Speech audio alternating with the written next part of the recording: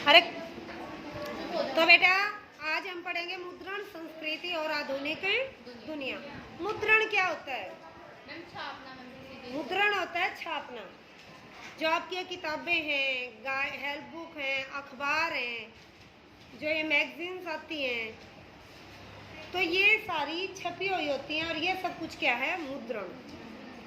Calendar हैं, diary हैं, देखो जैसे पेज, वो जो आपकी किताबें भी हैं, कॉपियाँ भी है, देखो ये लाइनें थी, इसमें भी कुछ ना कुछ छपा हुआ तो है, 6 लाइनें लगी हुई हो, तो ये सब कुछ किस में आता है? मुद्रण में।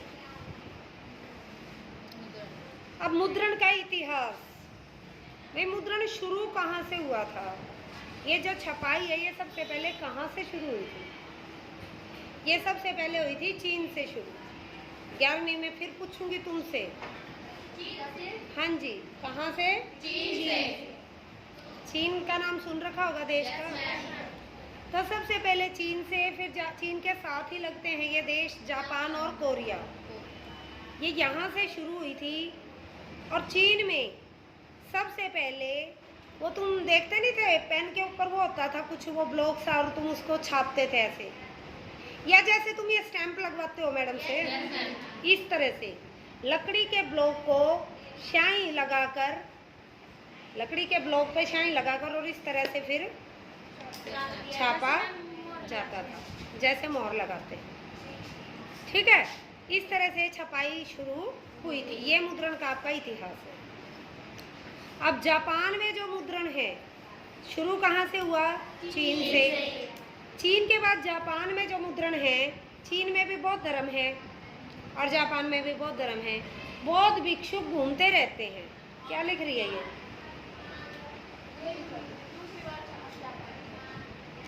बौद्ध भिक्षुक घूमते रहते हैं अपने धर्म का प्रचार करने के लिए। तो वही चीन से जापान गए थे और वही अपने साथ इस कला को लेकर गए थे। कहाँ पर? जापान में। जापान में ये कला 768 और 770 के आसपास गई थी। अब एग्जैक्ट एक दिन तो हो नहीं सकता, एग्जैक्ट एक डेट, जैसे 15 अगस्त 1947 को देश आजाद हुआ, ऐसे एक डेट तो नहीं हो सकती ना। तो 768 से लेके 770 तक ये कला वहाँ पर गई। और जापान की सबसे पुरानी पुस्तक है जो छपी हुई है, लिखी हुई तो बहुत सारी हैं, पर जो छपी हुई है वो 868 ईस्वी में छपी थी। कब छपी थी? 868 ईस्वी में। ठीक है, 100 साल के बाद 768 में वहाँ पर ये कला गई और 100 साल लग गए पुस्तक छपने में। और उस पुस्तक का नाम क्या इम्पोर्टेंट है? डायमंड सूत्र। मैंने तुम्हें मना कर रखा है कि ये बंद करके ये खोलेगा, अपनी कॉपियाँ और पेन लिया करो, मना कर रखा है ना ये बात। तो कौन सी है? डायमंड सूत्र। हो गया। अब ये चीन, जापान और जो कोरिया, ये सारे एशिया के देश हैं, एशिया महाद्वीप के। अब यूरोप में भी ये कला गई।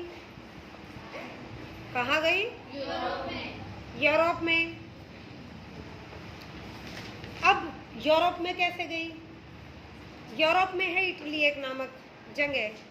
कौन सी जगह? इटली देश है। इटली का यात्री था मार्को पोलो। क्या नाम? Marco Polo. बहुत इंपॉर्टेंट है, कई बार आता है हिस्ट्री में इसके नाम। क्या नाम है? Marco Polo. वो घूमने गया चीन में, कई सालों तक वो चीन में रहा और वो 1295 में फिर इटली आया।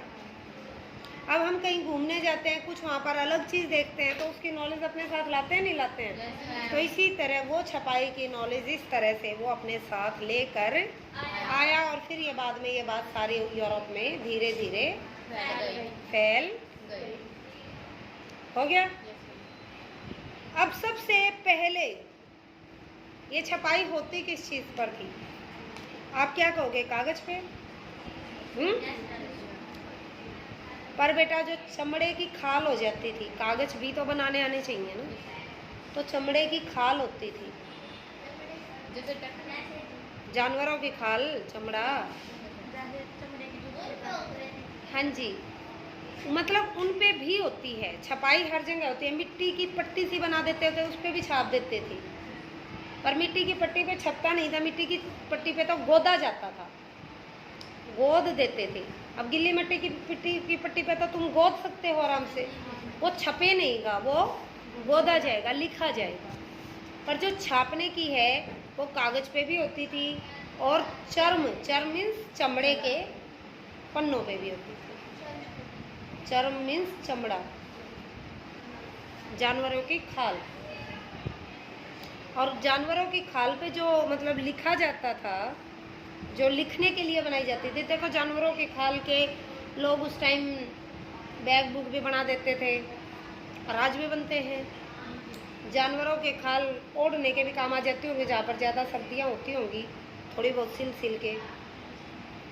और जानवरों की खाल जो जिस पर लिखने के लिए, जो चीज़ लिखने के लिए तैयार की जाती थी, भैया आप इस पर लिख सकते हैं, वो भी जानवरों के खाल पे भी लिखते थे। तो उनको क्या बोलते थे जिस जानवर की खाल पे लिखा जाता था? वेलम। जैसे हम इसको पेज बोलते हैं ना, अब अगर कहीं वेलम, मेरे पास वेलम है, तो वेलम का मतलब क्या मानोगे आप? जानवर की खाल है जिस पर लिखा हुआ है या लिखा जा सकता है, प्रिंट किया जा सकता है। लिखा नहीं, प्रिंट किया जा सकता है। ठीक है, वो क्या हो जाएगा? वेलम। ठीक है, अब आ गए आगे। अब इटली का मार्को पोलो कला तो ले आया, उसने बता दिया ऐसे लकड़ी के ब्लॉक से लिखे जाते हैं, छपाई होती है। मतलब पर उस चीज़ को एक अलग रूप देने के लिए छपाई की मशीन बनाई गई। पहले तो लोग हाथों से ही प्रिंट करते थे, भाई 5-7 पेज खोल लिए, एक बार स्याही लगाई, सब पे फटाफट प्रिंट कर दिए, ओके। पर अब मशीन बनाई गई छापने की। किसने बनाई?